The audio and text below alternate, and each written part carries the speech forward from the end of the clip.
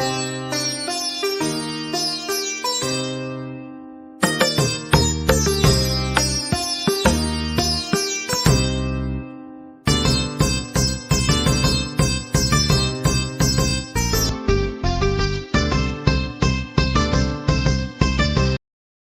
Sairam. Welcome back to my channel. வியாழக்கிழமை நான் சாயப்பாக்கு பண்ண பூஜை. இன்னைக்கு வந்து சாயப்பாக்கு மட்டை தேங்காய் வச்சு வழிபாடு செய்கிறத பற்றி தான் உங்ககிட்ட ஷேர் பண்ண போகிறேன்.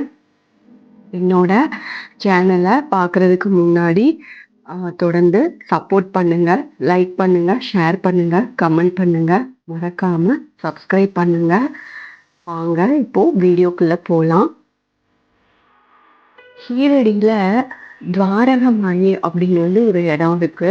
அதுலதான் வந்து சாயப்பா வந்து நிறைய டைம் வந்து அதுலதான் அங்கதான் ஸ்பெண்ட் பண்ணுவாரு. கீழடியில துவாரகமாயி அப்படின்னு வந்து ஒரு இடம் இருக்கும். அது ஆக்சுவலா வந்து அது வந்து மசூதி. அங்கதான் சாயப்பா வந்து அதிக நேரம் இருப்பாரு. அந்த மசூதியில தான் அவர் வந்து தங்கியிருப்பாரு. அது வந்து பாத்தீங்கன்னா ரொம்ப பாழடைஞ்ச மசூதியா இருக்கும்.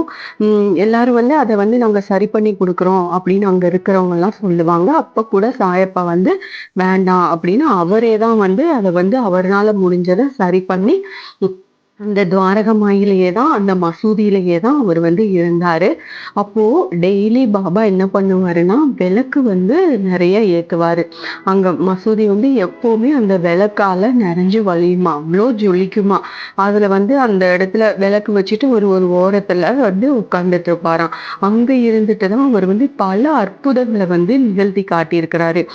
சாயப்பா வந்து அவ்வளவு அதிசயங்கள் நிகழ்த்தி இருக்கிறாரு. ரொம்ப பயங்கரம், அவ்வளோ மிராக்கல்ஸ் எல்லாமே எல்லாமே வந்து சாயப்பா வந்து நிகழ்த்தி காட்டியிருக்கிறாரு. இதனால வந்து பாபாவை நம்பிய மக்களுக்கு துவாரகமாய் தலம் வந்து ஒரு கலங்கரை விளக்கா வந்து இருக்குது. யாரு ஒருத்தர் வந்து இந்த மன சஞ்சலத்தோட அவ்வளோ கஷ்டங்க, எனக்கு அவ்வளோ பிரச்சனை என் லைஃப்ல, என்னால வந்து முடியல, என் லைஃப்பை ரன் பண்ணவே முடியல இப்படின்னு யாரெல்லாம் நினைக்கிறாங்களோ அவங்கெல்லாம் வந்து அந்த துவாரகமாயில போய் காலடி எடுத்து வச்ச மறு நிமிஷமே அவங்க பாரம் எல்லாம் இறங்கி கண்டிப்பா அவங்களுக்கு வந்து ஒரு நல்ல உணர்வு வந்து கிடைக்கும். இது வந்து சத்தியமான உண்மை. பாபா வந்து தன்னோட கடைசி மூச்சை வந்து துவாரகமாயில தான் விட்டாரு. அதனால சாய் அருள் நிரம்ப பெற்றதுதான் அந்த துவாரகமாயி அப்படின்னு சொல்லுவாங்க.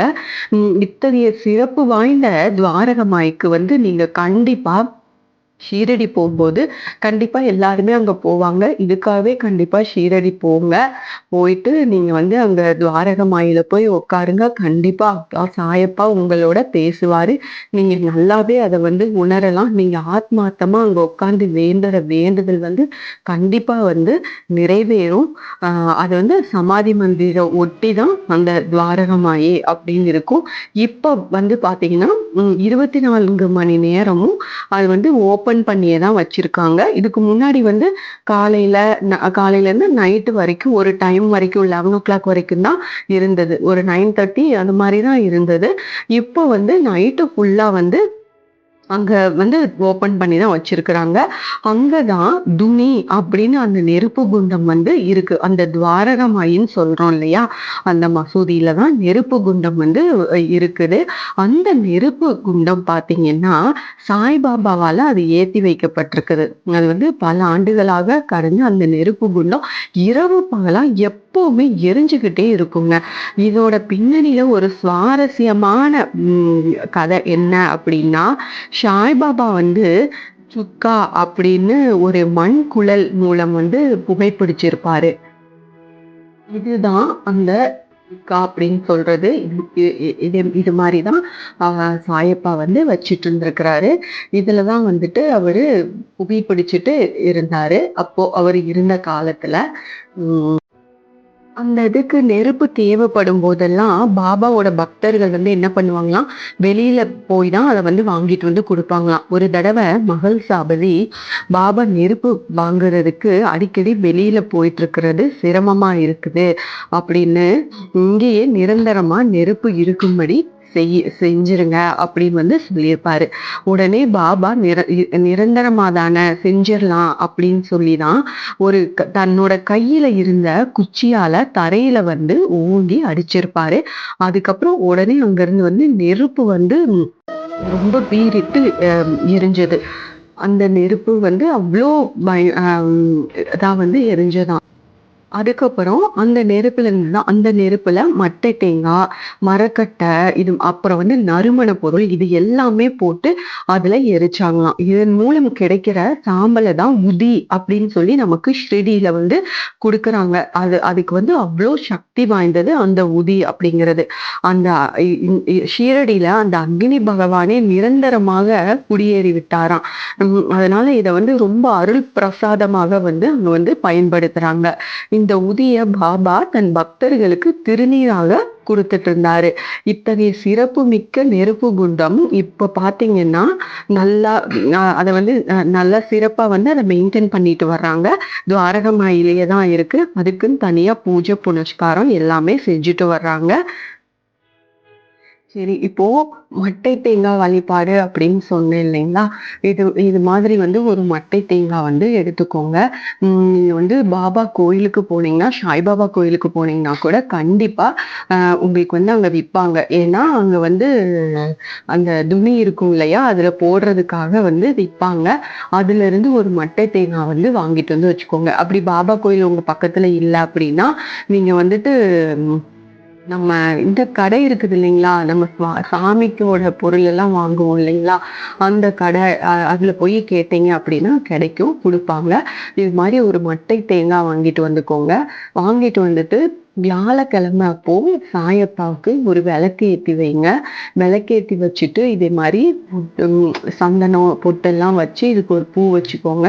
வச்சு உங்களுக்கு என்ன பிரார்த்தனை இருக்கோ அத ஆத்மார்த்தமா அந்த பிரார்த்தனைய வந்து இந்த மட்டை தேங்காய்ல வந்து வச்சு நீங்க வந்து சாயப்பா பாதத்துல சமர்ப்பணம் பண்ணி வச்சுக்கோங்க. டெய்லி அதுக்கு வந்து தீபதூபம் காட்டுங்க. தினமும் இந்த பிரார்த்தனைய மனசார வைங்க. அதே மாதிரி ஒவ்வொரு வியாழக்கிழமையும் முடிஞ்சா பாபா கோயிலுக்கு போயிட்டு வாங்க. அப்படி இல்லைன்னா பரவாயில்ல, பக்கத்துல கோயில் இல்லைன்னா பரவாயில்ல, நீங்க வீட்லயே பிரார்த்தனை பண்ணிக்கோங்க. உங்க வேண்டுதல் நிறைவேறுற வரைக்கும் இந்த மட்டை தேங்காயை நீங்க வச்சுக்கலாம். அப்படி இல்லைன்னா நீங்க என்ன பண்றீங்கன்னா ஒவ்வொரு வாரமும் நீங்க வந்து இதை மாத்திக்கலாம். உங்க வேண்டுதல் நிறைவேறுற வரைக்கும் ஒவ்வொரு தேங்காவா கூட மாத்திக்கோங்க. ஆனா முடிஞ்ச வரைக்கும் நீங்க ஒரே தேங்காவை வச்சு நீங்க வழிபாடு செய்யறது பாருங்க. கண்டிப்பா சாயப்பா உங்க வேண்டுதலை நிறைவேற்றி தான் கொடுத்துருவாரு. இந்த மட்டை தேங்காய் உங்க வேண்டுதல் நிறைவேறினதுக்கு அப்புறமா பாத்தீங்கன்னா இந்த மட்டை தேங்காவை எடுத்துட்டு போய் அந்த துணி இருக்குது இல்லைங்களா, சாய்பாபா கோயில்ல அதுல போய் நீங்க செலுத்திடலாம். நீங்க இல்லைன்னா ஷீரடி போறீங்க அப்படின்னாலும் நீங்க அதுல கூட போய் நாம அந்த மட்டை தேங்காவை நாம செலுத்திடலாம். அவ்வளவு சக்தி வாய்ந்த வழிபாடு தான் இந்த மட்டை தேங்காய் வழிபாடு. கண்டிப்பா உங்க பிரார்த்தனை எல்லாமே நிறைவேறும். நீங்களும் நம்ம சாயப்பாவுக்கு இந்த மட்டை தேங்காய் வழிபாடு செஞ்சு பாருங்க. பிரசாதமா ஏதாச்சும் ஒண்ணு கல்கண்டோ ஏதாவது ஒண்ணு உங்களுக்கு உங்களால என்ன முடியுமோ அது வைங்க. கண்டிப்பா உங்களோட பிரார்த்தனை சாயப்பா நிறைவேற்றி கொடுப்பாரு. இந்த மட்டை தேங்காய் வச்சு ஒரு தடவை நீங்க வழிபாடு செஞ்சு பாருங்க. உங்களுக்கு நோய் நொடி நீங்களும் அதே மாதிரி கோர்ட்டு பிரச்சனை இருக்கு, குடும்பத்துல பிரச்சனை இருக்கு, இது மாதிரிலாம் இருந்துச்சு அப்படின்னா நீங்க கண்டிப்பா இந்த மட்டை தேங்காய் வச்சு வழிபாடு செஞ்சு பாருங்க. உங்களோட வேண்டுதல் வந்து கண்டிப்பா நிறைவேறும். சாயப்பா நிறைவேற்றி கொடுப்பாரு. Thank you friends. என்னோட சேனலுக்கு தொடர்ந்து சப்போர்ட் பண்ணுங்க. லைக் பண்ணுங்க, ஷேர் பண்ணுங்க, கமெண்ட் பண்ணுங்க. மறக்காம சப்ஸ்கிரைப் பண்ணுங்க. பெல் ஐக்கானை கிளிக் பண்ணுங்க. Thank you friends. மீண்டும் அடுத்த பதிவில் சந்திப்போம்.